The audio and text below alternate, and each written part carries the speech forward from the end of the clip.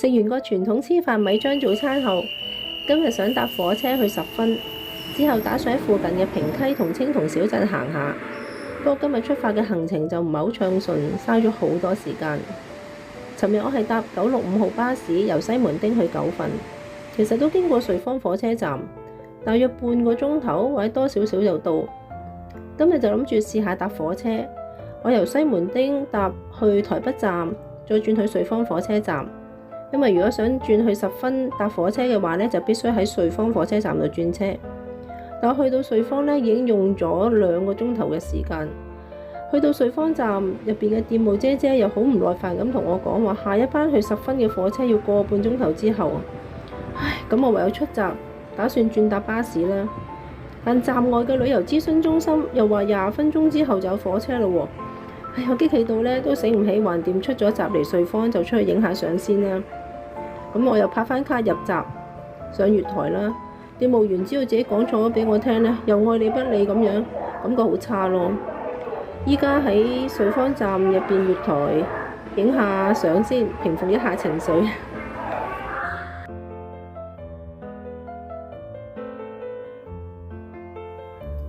用咗接近3個鐘頭嘅時間，終於嚟到十分車站啦。車站兩旁嘅老街都係啲售賣紀念品同埋放天燈嘅店鋪。咁既然嚟到，我都趁下熱鬧放盞天燈先。揀咗個4色嘅，咁小姐幫我喺度準備緊。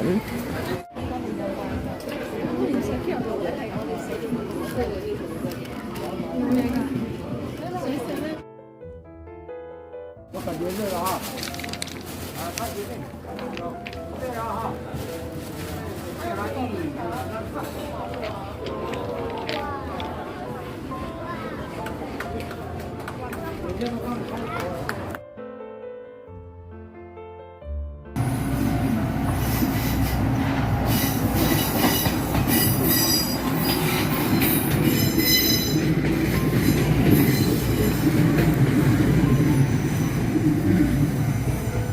一出咗十分火車站就係老街，即係放天燈嘅地方。咁一路向前行呢，就去十分瀑布公園啦。行前冇幾耐就到遊客中心，可以繼續沿石屎路嘅十分友善步道，或者喺遊客中心下邊穿過2條橋，即係四廣潭吊橋同埋觀瀑吊橋，大約15分鐘就到十分瀑布。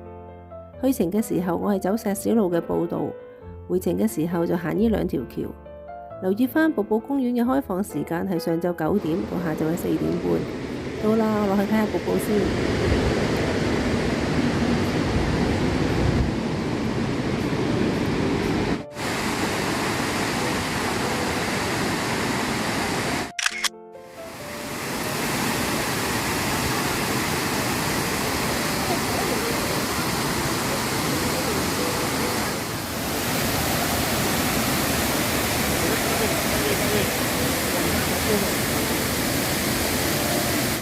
回程去返遊客中心，我係行觀瀑吊橋，跟住有條四廣潭橋，咁大約都係10零分鐘就到噶啦。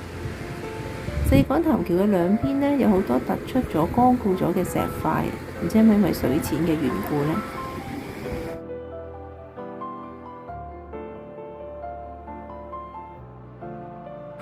咁喺遊客中心呢，我就搭返巴士去平溪。喺平溪呢，我係徒步去青銅嘅。我只係相差1個火車站嘅啫，慢慢行呢都唔使30分鐘就到噶啦。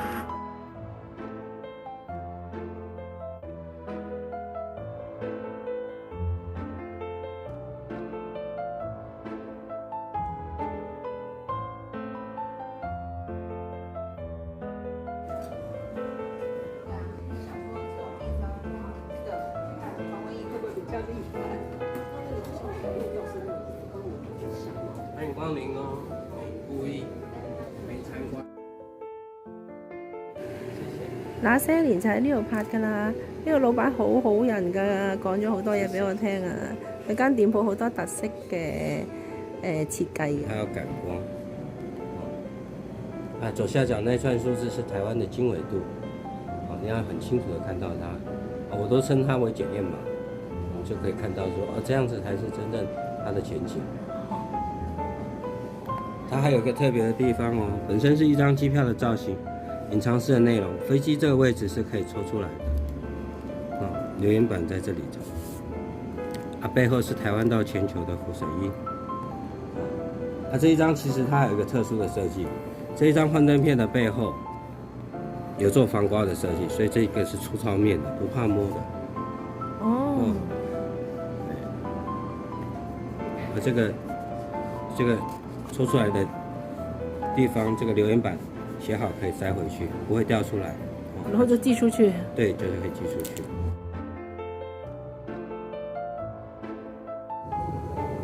呢度好多熒光嘅天燈賣。火車站對面是卸煤的，煤車會從這邊推出來，再運出去。哦，好。你等一下去那邊看就會有一點印象。好，謝謝啊，醫生。剛上來的時候其實就看到了。呢個係一個香港客人自己畫完送俾佢嘅喎，而家做咗個牌樓喎，寫住平溪。幅畫咪就係呢度咯。每年嘅天燈節咧都會喺2月時分嘅。老郵筒，全台灣最古老嘅郵筒。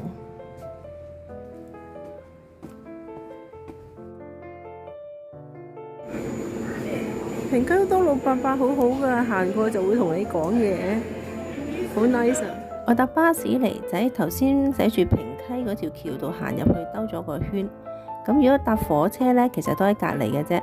喺平溪火車站出嚟就係老街，有啲售賣紀念品嘅小商店，亦都可以放天燈。佢哋都係依住基隆河畔而建成嘅長條街屋。有人放天燈啊！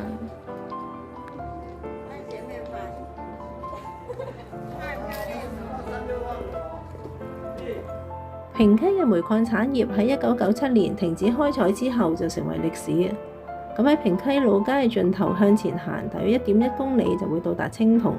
咁徒步慢慢行都唔使30分鐘嘅。咁當然都可以選擇搭巴士或者係1個站嘅火車。青銅係平溪線嘅最後一站，建於1929年，都係那些年嘅拍攝場地。喺2003年就被列為古蹟。以前係運送煤礦嘅重要設施。多數都係啲木造嘅建築嚟嘅，有間鐵路文物館，不過去到呢已經閂咗啦。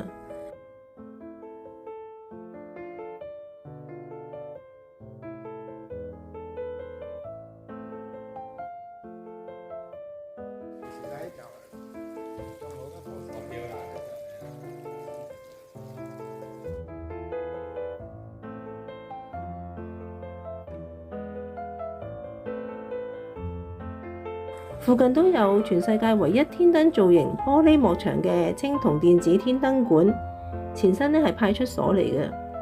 咁而家喺傍晚4點至7點整點，即係搭正呢，就會有亮起 LED 燈嘅，會播放燈光 show， 介紹天燈歷史同埋平溪地方嘅特色。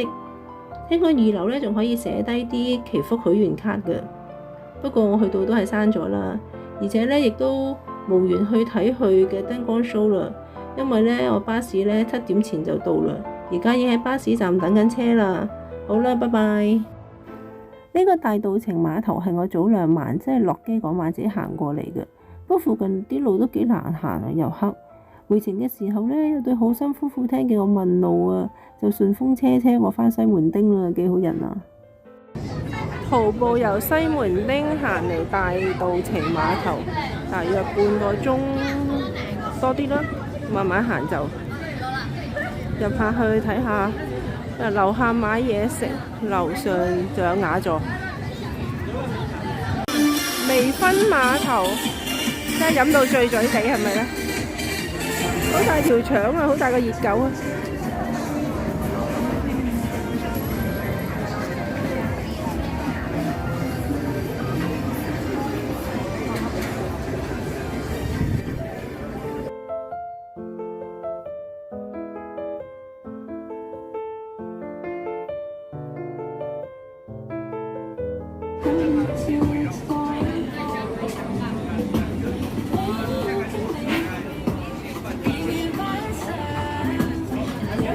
你们啊，就看这边好像这路有点难走，对。要走出去的话，就已经是到西门了。好好好，哎，对。謝謝，再見。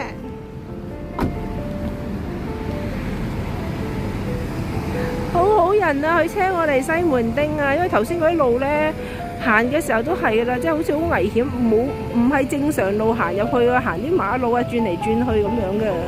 而家佢車我翻嚟附近咯，係佢聽見我問路，所以就停低幫我，真係好人啊！